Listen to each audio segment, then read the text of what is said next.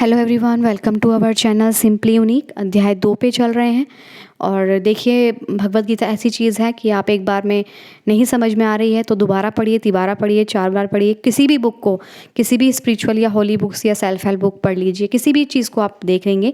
आपको अगर पहली बार में समझ में नहीं आती तो उसके साथ हमें टिकना पड़ता है। तो 3-4 बार पढ़िए। अगर समझ में ना आए, 1 बार 2 बार एक पेज को आराम आराम से पढ़िए। कोई जल्दी नहीं है, कोई आराम से एक श्लोक को आराम आराम से समझिए, उसके साथ टिक के बैठिए। 5 मिनट ही सही, एक श्लोक को 5 मिनट दीजिए, रोज़ 5-6 मिनट दीजिए, लेकिन समझिए। दोबारा नहीं समझ में आ रहा, दूसरे दिन वही श्लोक से शुरू कीजिए। लेकिन अच्छी है, और मतलब मैं अपना बता रही हूँ, मैं ऐसे कर रही हूँ। बाकी आप सबका अपना पर्सनल कॉल है। Thank you so much. चलिए स्टार्ट करते हैं 22वां श्लोक अध्याय 2 का। वांसासी जीर्णानि यथा विहाय नवानि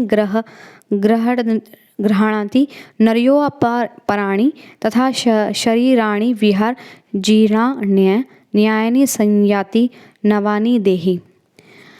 जिस प्रकार मनुष्य पुराने वस्त्रों को त्याग कर नए वस्त्र धारण करता है, उसी प्रकार आत्मा पुराने तथा व्यर्थ के शरीर को त्याग कर नवीन भौतिक शरीर धारण करता है। देखिए, हम जो यहाँ करके जाएंगे ना, अपनी बुद्धि के अनुसार जिस बिहेवियर से हम यहाँ रहेंगे, जिस तरह से हम ये लाइफ काटेंगे ना, फिर उसी जैसे हमने अपने सबकॉन्शियस माइंड में बोया है, जिस तरह से हमने अपने सबकॉन्शियस माइंड को फीड करा है, जिस तरह से हमने अपने सबकॉन्शियस माइंड में अंदर फीलिंग्स, इमोशंस के जरिए चीज़ें घुसाई हैं, वो सब हमारे साथ नेक्स्ट शरीर में जाती हैं, नए ड्रेस में जाती हैं। कहते हैं ना, कर्म वो हमारे साथ जाते हैं कि हमने इस जीवन में क्या क्या किया है, वो हमारे नेक्स्ट उसमें चले जाते हैं। ऐसा भगवत गीता बताती है। और वो शरीर हमें प्योर मिलता है, और फिर वो जो मेमोरी कहते हैं या फिर कर्म कहते हैं,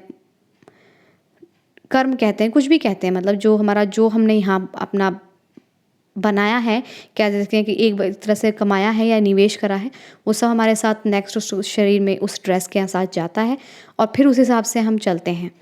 ऐसा इसमें कहा गया है भगवत गीता में। मैंने आपको सिंप्लीफाई लैंग्वेज में बता दिया है।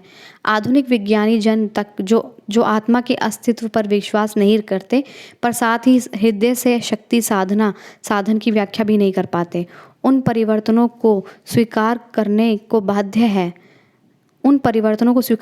बाध्य हैं जो बाल्यकाल से कौमारावस्था और फिर तरुणावस्था या वृद्ध अवस्था में होते रहते हैं।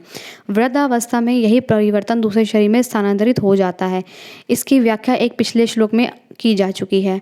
अणु आत्मा दूसरे शरीर में स्थानांतरण परमात्मा की कृपा से संभव हो पाता है। परमात्मा अणु आत्मा की इच्छाओं की पूर्ति उसी तरह करते हैं जिस प्रकार एक मित्र की इच्छा पूर्ति करता है। मुंडक तथा श्वेताश्वर उपनिषदों में आत्मा तथा परमात्मा की उपमा 2 मित्र पक्षियों से दी गई है जो एक ही वृक्ष पर बैठे हैं। इनमें से एक पक्षी अणुआत्मा वृक्ष के फल को खा रहा है और दूसरा पक्षी कृष्ण अपने मित्र को देख रहा है। यद्यपि दोनों पक्षी समान गुण वाले हैं, किंतु इनमें से एक भौतिक वृक्ष के फलों पर मोहित है, किंतु दूसरा अपने मित्र के कार्यकलापों का साक्षी मात्र है। कृष्ण साक्षी पक्षी है और अर्जुन फल भोक्ता पक्षी है। यद्यपि दोनों मित्र सखा हैं, किंतु फिर भी एक स्वामी और दूसरा सेवक है। अणु आत्मा द्वारा इस संबंध की विस्मृति ही इसके वृक्ष के दूसरे पर जाने का, एक शरीर से दूसरे में जाने का कारण है। जीव आत्मा प्राकृत शरीर रूपी वृक्ष पर अत्यधिक संघर्षशील है, किंतु जो ही वह दूसरे पक्षी को परम गुरु के रूप में स्वीकार करता है, जिस प्रकार अर्जुन का उपदेश ग्रहण करने के लिए स्वेच्छा से उसकी शरण में जाता है, त्यों ही परतंत्र पक्षी तुरंत सारे श्लोकों से विमुक्त हो जाता है। मुंडक उपनिषद तथा श्वेताश्वर उपनिषद समान रूप से इसकी पुष्टि करते हैं। यद्यपि दोनों पक्षी एक ही वृक्ष पर बैठे हैं, किंतु फल खाने वाला पक्षी वृक्ष के फल के भोक्ता के रूप में चिंता तथा विषाद में निमग्न है। हमारी बुद्धि और जो हमारी प्योर अंदर आत्मा है, कुछ भी कह लीजिए, उसका नाम ईष्ट कह लीजिए, भगवान कह लीजिए, परम सत्य कह लीजिए, डिवाइन एनर्जी कह लीजिए, डिवाइन माइंड कह लीजिए, प्योर पॉजिटिविटी कह लीजिए, जो है ना वो है, ठीक है। वो सृष्टा है, वो देख रहा है सब कुछ। और हमारी बुद्धि, मन, इंद्रियां, ये सब क्या लगती है, हमारी भौतिक चीज़ों में लगी रहती है। हम भूल जाते हैं कि हम ये नहीं हैं, हम जो हमारे अंदर बैठा है वो है। और इसी के इस भूल होने के कारण हम ये भूल जाते हैं कि हमारा एक्चुअल काम क्या है, हमारा एक्चुअल धर्म क्या है, ठीक है।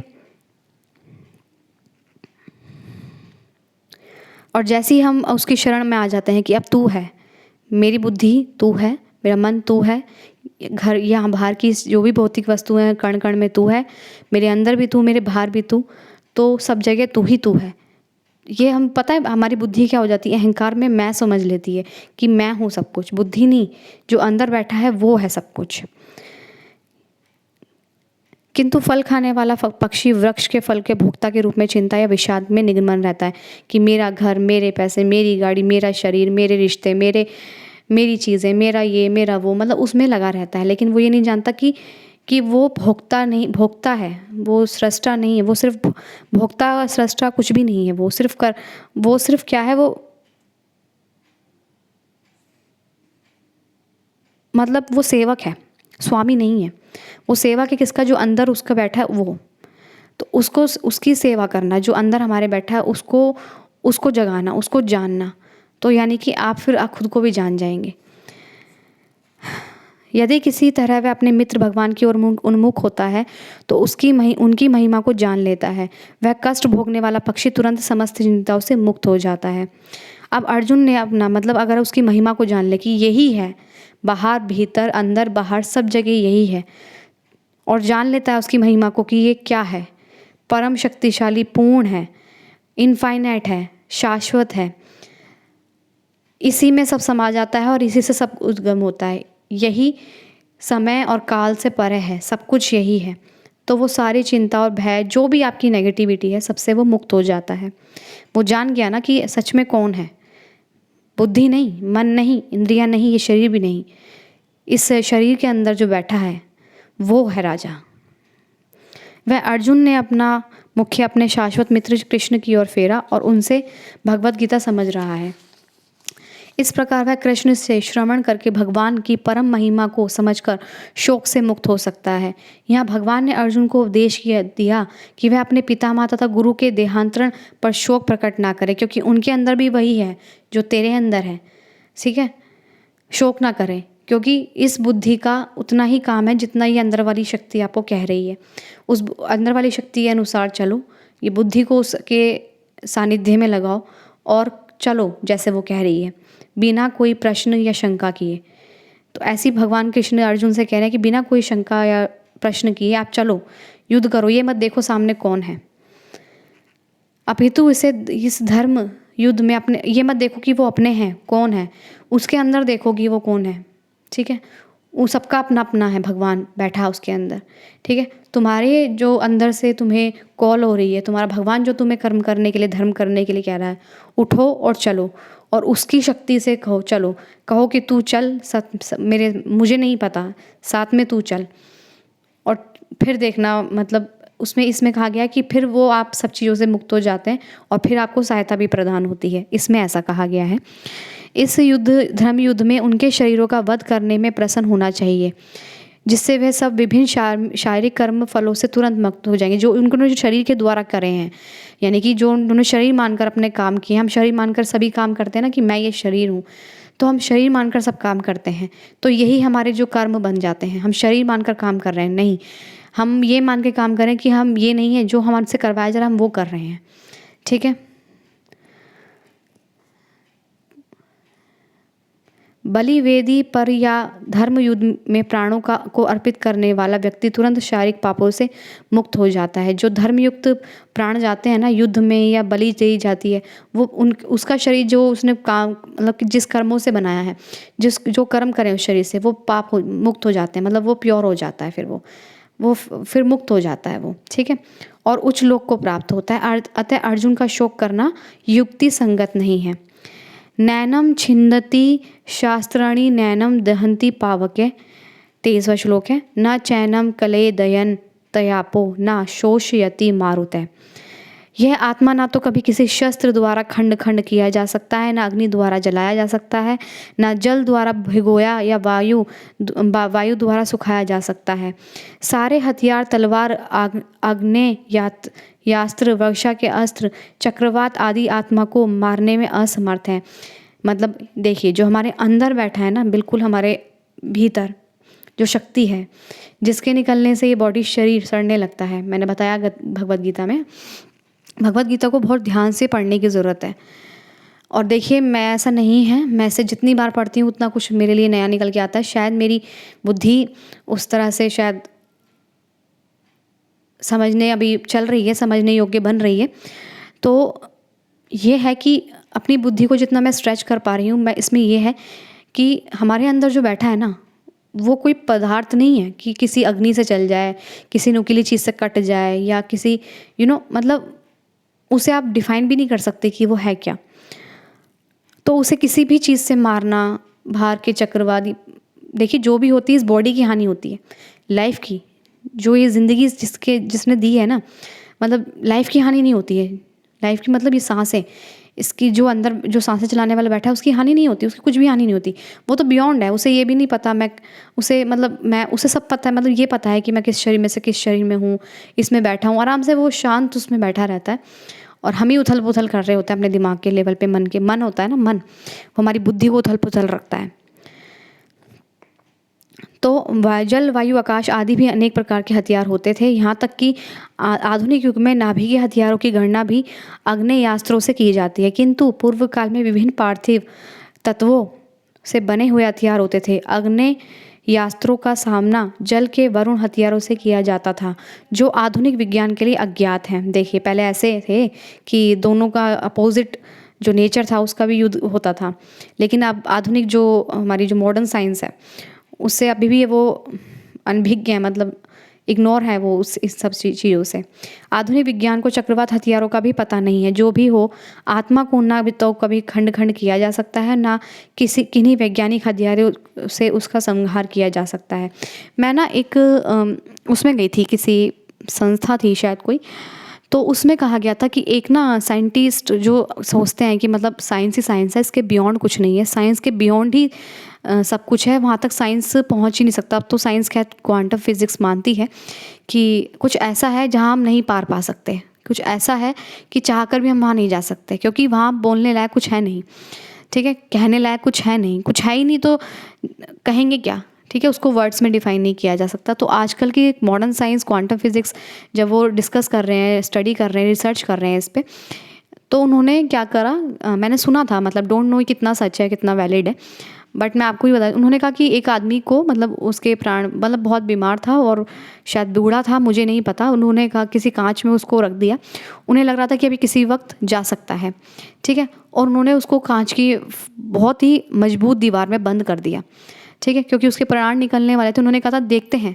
कि अगर कोई शक्ति है, कोई सचमुच ही होता है, तो हम देखते हैं कि वो कैसे बाहर निकलेगा, क्योंकि दिखाई देगा, और बहुत सारे कैमरे लगा दिए आसपास, तो देखते हैं कि जो शक्ति है वो कैसे नहीं दिखाई देगी, कैसे नहीं हमें नज़र आएगी। साइंटिस्टों ने, ठीक है, डॉक्टरों ने, साइंटिस्टों ने ये करा, और जैसे ही उस इंसान के प्राण निकले ना, तो उन शीशों में क्रैक आ गया और उन्हें पता भी नहीं चला, क्रैक आके वो बाहर भी निकल गई और उन्हें पता भी नहीं चला, दिखी भी नहीं, मतलब वो इतनी सूक्ष्म है। इसमें बताया गया वो कितनी नाप की है, ठीक है, वो हम हिसाब नहीं लगा सकते, वो इतनी सूक्ष्म है, निकल गई वो। तो बहुत बड़ी बात है ना, ये बहुत बड़ी बात है, मतलब साइंस के बियॉन्ड है ये सब चीज़ें, साइंस के माइंड से बियॉन्ड है, ठीक है। साइंटिस्टों का दिमाग बहुत तेज़ चलता है, लेकिन उससे बियॉन्ड कुछ है, तो उस तक पहुंचने के लिए मतलब कितनी बुद्धि की ज़रूरत है, समझ सकते हैं आप। खंड खंड ना किन्हीं वैज्ञानिक हथियारों का उसका संहार, वैज्ञानिक को उस हथियारों से उसका संहार किया जा सकता है, चाहे उनकी संख्या कितनी ही क्यों ना हो। मायावादी इसकी व्याख्या नहीं कर सकते। जीव किस प्रकार अपने अज्ञान के कारण उत्पन्न हुआ और तत्पश्चात माया की शक्ति के से आवृत हो गया, ना ही आदि परमात्मा से जीवों को विलग किया कर पाना संभव था। प्रत्युत सारे जीव परमात्मा से विलग हुए अंश हैं। चूँकि वे संतान अणु आत्मा है, अतः माया द्वारा आवृत होने की उनकी प्रवृत्ति स्वाभाविक है और इस तरह वे भगवान की संगति से पृथक हो जाते हैं।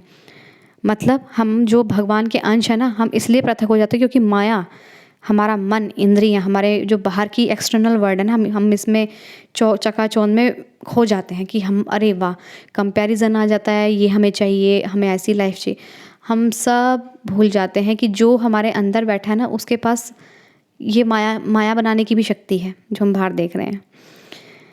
चूँकि वे सनातन अणु आत्मा है, अतः माया द्वारा आवृत होने की उनकी प्रवृत्ति स्वाभाविक है।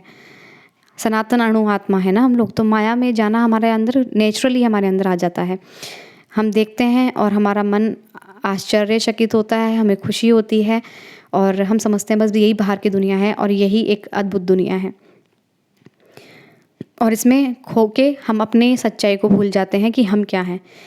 और हमारे जो अंदर बैठा है वही इसका निर्माता है। और इस तरह वे भगवान की संगति से पृथक हो जाते हैं। जिस प्रकार अग्नि से स्फुलिंग अग्नि से विलग होते ही बुझ जाते हैं, यद्यपि इन दोनों के गुण समान होते हैं। वराह पूर्णा मतलब अग्नि से जो चिंगारी निकलती है, उससे पतंगे जो निकलते हैं वो अग्नि के समान ही इतने पावरफुल होते हैं, लेकिन वो भूल जाते हैं कि हम अग्नि के ही पार्ट हैं, तो वो क्या हो जाते हैं, बुझ जाते हैं। वराह पुराण में जीवों को परमात्मा का अभिन्न अंश कहा गया है। भगवत गीता के अनुसार भी वे शाश्वत रूप से ऐसे हैं ही हैं। अतः मोह से मुक्त होकर भी जीव पृथक अस्तित्व रखता है। मोह, माया, मन, इंद्रियां, बुद्धि ये हमें फंसा के रखती हैं और जीव इसके पृथक अस्तित्व रखता है। मतलब इसके पीछे हम इससे अलग होकर हमारा अस्तित्व है, हमारा अस्तित्व इसके बियॉन्ड है। जैसा कि कृष्ण द्वारा अर्जुन को दिए गए उपदेशों से स्पष्ट है, अर्जुन कृष्ण के उपदेशों के कारण मुक्त हो गया, किंतु कभी भी कृष्ण से एकाकार नहीं हुआ। मुक्त हो गया कि मतलब मैं ये नहीं हूँ, लेकिन मैं हूँ क्या, तो वो नहीं हुआ अभी, मतलब वो एकाकार नहीं हुआ अभी, मुझ भगवान से एक नहीं हुआ कि भगवान का अंश हूँ तो एक कैसे हूँ उससे। ठीक है, सो चलिए आज का श्लोक यहीं तक। आई होप आप सबको समझ में आया होगा। आशा करती हूँ मेरा जो बताने का तरीका है आप सबको समझ में आ रहा होगा। और जो नहीं, अगर मतलब मैं उसमें जितना भी चल रही हूँ और अगर नहीं है तो क्षमा प्रार्थी हूँ। आप लोग पसंद कर रहे हैं उसके लिए भी धन्यवाद देती हूँ और बहुत दिल से आप लोग धन्यवाद मैं कर रही हूँ। और बहुत प्यार से लोग मतलब मेरी पिछले वीडियो भी देखते हैं और मुझे मोटिवेट करते हैं और सराहते हैं मेरे काम को, और यही मेरा रिवॉर्ड है भगवान के द्वारा दिया गया। So thank you so much. खुश रहिए और हैप्पी रहिए, स्वस्थ रहिए, अपने जीवन में अच्छा कीजिए। I hope you all are like it. Thank you so much.